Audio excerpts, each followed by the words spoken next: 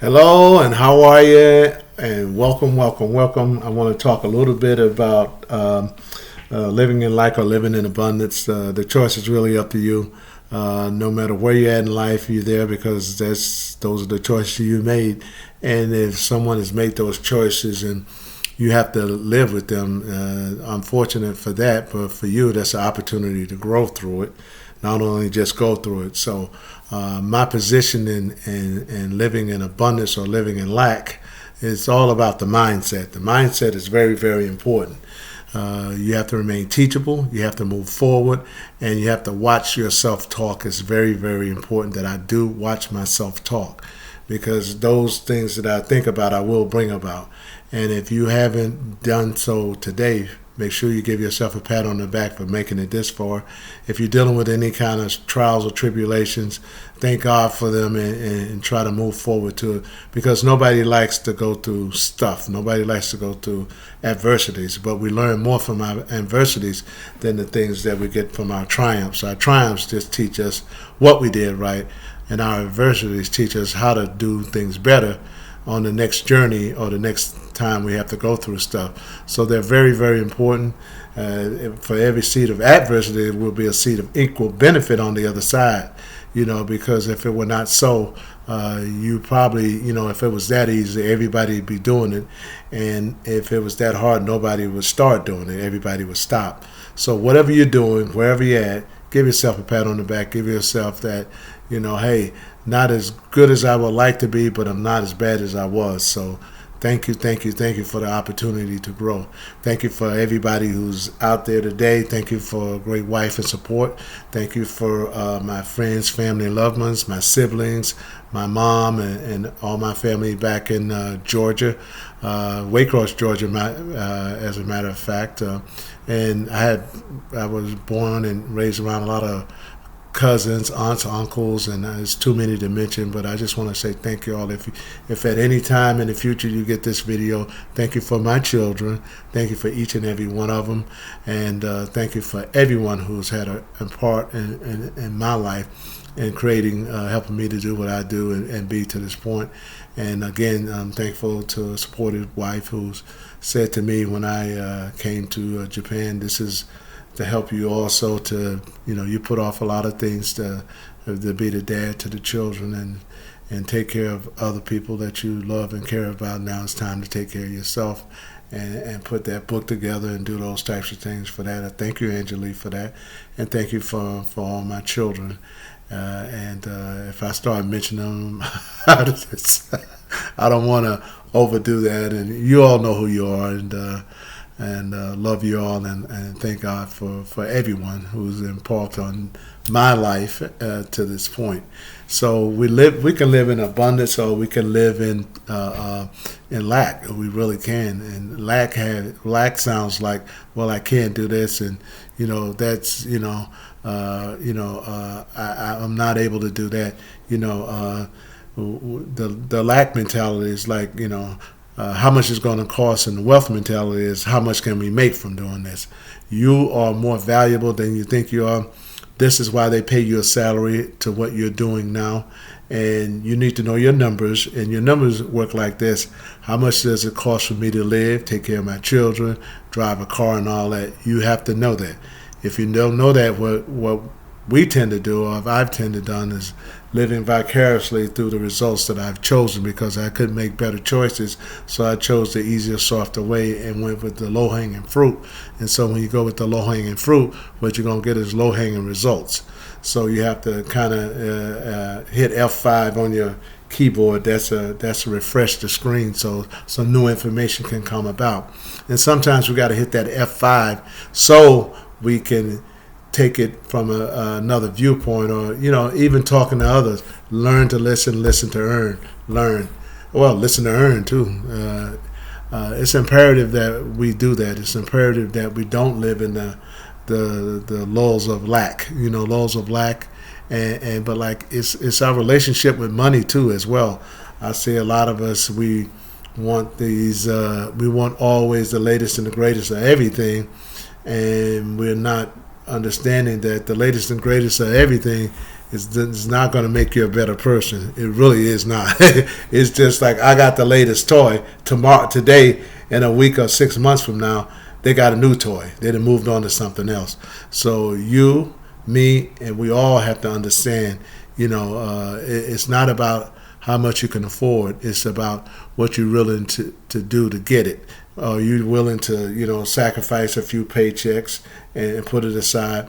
One of my brothers said to me, when you walk in the store, you have a choice. Do I want it or do I need it? Do I want it or do I need it? And, one of the paradigms is don't go shopping for food if you're hungry, because if you're hungry, you're going to buy a whole bunch of other stuff that you probably shouldn't.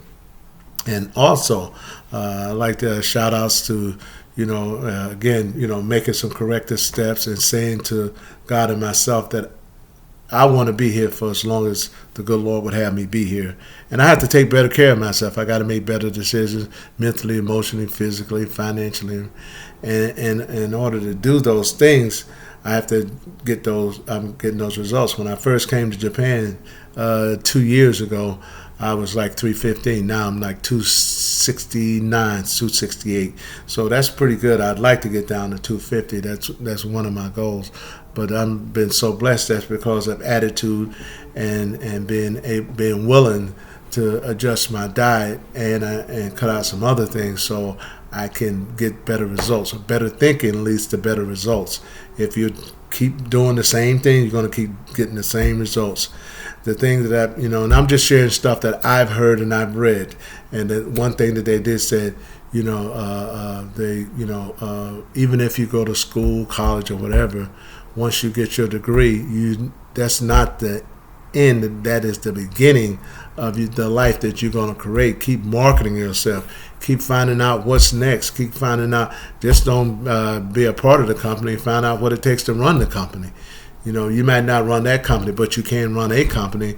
And also look at your life as a business, because if you don't look at it as a business, the people who do look at it as a business are going to take it and they're going to capitalize off your business or your lack of knowledge of what you need to be doing for yourself. And the reason why, a company would hire you, they have a problem to solve. You have a problem to solve called money, and you need money. They're having a problem to solve a lack of resources, because they got a bigger picture that they're trying to do. And you've been on jobs, and most of them, they're not concerned about your perspective on advertising and marketing when they only paying you to be something that's not related to that. If you're just, let's say you work in a department that that services everybody, versus apartment that's more business focused. They're both in the same. They can be both under the same roof, but one they're paying you probably double what they're paying you in the service position because of credentials and because of what this position holds. So know your worth. If you feel that you're worth more than what you're getting paid, then you have to make some decision. You don't have to work on having them notice it and say, hey, I deserve to make this, but you're paying me that. So the company is going to pay you what the job or position says that position is worth, no more, no less. And so we tend to do enough work so we don't get fired, and we do enough work so we don't quit, and they do enough work so they don't have to fire us. They pay us enough so they don't have to fire us. So we have a mutual said understanding implied that if you do this, I'll do that for you. And but we need to understand our numbers, which is very, very important. And so when I live in lack, I'm kind of living below my potential, and I'm going to continue to live below my potential, because you have to understand there's a source and there's a cause and there's a result.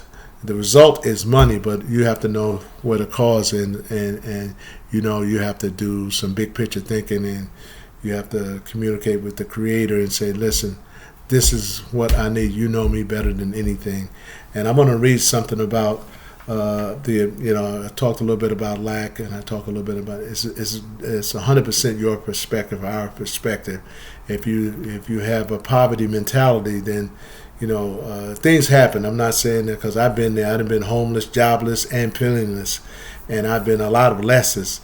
But what I didn't give up, what happened to me sometimes, I was thankless for being in a thankful process, and I forget where I come from, and I forget that this too shall pass if I'm willing to do the work and stay vigilant to my goals, visions, and aspirations, because you're in a place that not where you've gone, but not where you've been, but where you would like to go, and you learn from your mistakes. And so there's two paradigms: it's the decisiveness and indecisiveness. And the person who's decisive knows where they're going. Hey, we're going to do this, we're going to do that. And see, here's something that I'm going to read to you from Napoleon Hill that I have in my notebook that I reflect on quite often. And it says, those who reach decisions promptly and definitely know what they want and generally get it. The leaders in every walk of life decide quickly and firmly.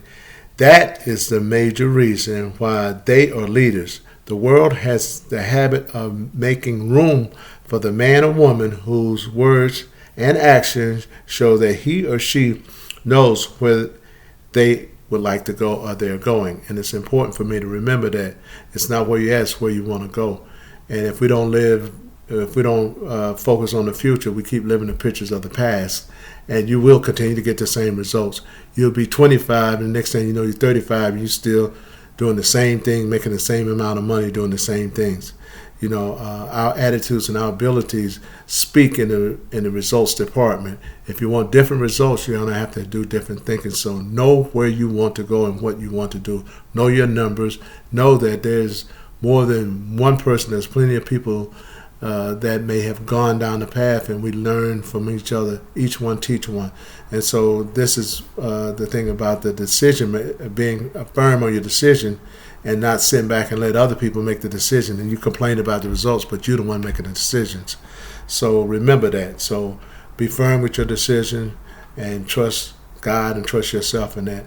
And I try to remember that as I'm sharing this, that some people have a thing with good order direction. I don't. God is awesome. He's my guy. He's my all in all, and I don't want to turn this into something like religious, but I am a religious person, but I just want to help, and I just want to promote out there, and I know it's a lot of it's in our thinking. So if you believe or you don't believe, whatever you do, those are the results that you're going to have to live with either way. So it's being decisive, and then it's the indecisive part too. And here's the thing with the indecisive. Indecision is the habit in which usually begins in the youth, when you're younger. The habit takes on permanency as the youth or young person goes through grade school, high school, and even through college. Without a definite purpose is the major weakness of all educational system, is that they neither teach or encourage the habit of definite decision. And what definite decision causes is very poor results, because if you're not making the decision, someone's going to make that decision for you. And guess what? They're more likely to make a decision based on what's going to benefit them the most and not really care about what happens to you.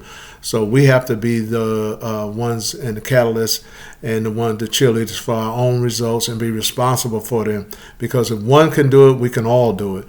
But we're so habit forming with watching what everybody else do. You need to do your own thing, and you need to watch, even with your social media, you need to pay attention to what's going on. You don't have to be following you don't have to be worried about like your own stuff. You are the most important person in your life right now, not someone else. Even I know you love your kids' mom and you love your kids' dad, but you got to take care of yourself first. Taking care of yourself is taking care of them. And when they grow up, when they take care of themselves, that's taking care of them for you and you for them. So we all need to take care of each other. We all need to be each other's cheerleaders. We all need to be each other's rally around. And by all means, never give up on yourself.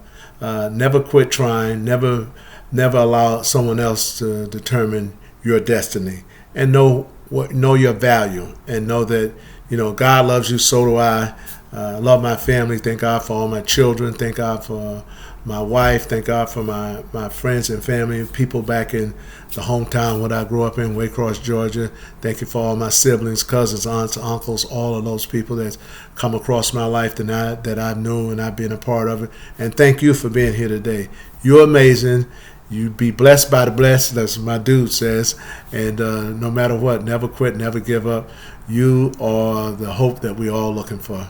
Thank you, and bye for now.